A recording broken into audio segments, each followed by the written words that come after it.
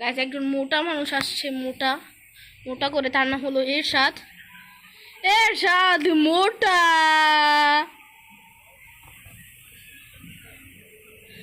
যে শিলি একটা মোটা মানুষ, দেখতে তো পারছেন আপনারা।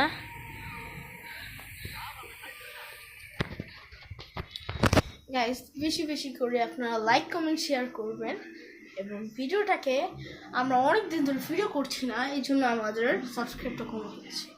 সো আল্লাহ হাফেজ।